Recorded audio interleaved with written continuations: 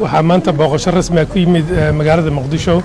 madaxweynaha dawladda walaalanahay Eritrea mudane Isaias Afwerki iyo wafdi ballaaran oo hogaaminaya ay kamid yihiin wasiirro iyo la taliyaal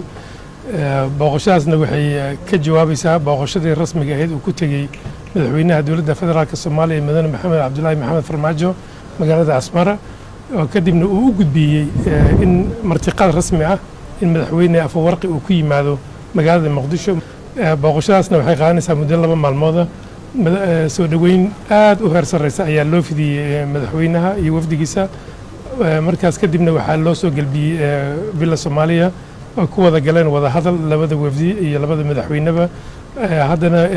martisoorka kadib haddii la yiraahdo waxay ka wada hadli doonaan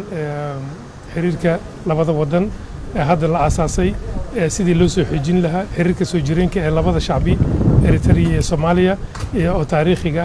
ah sidii Soomaaliya ay ugu soo dhaweetay Eritrea markii ay gobonnimadoonka ahayd sida uga kaalmaysayba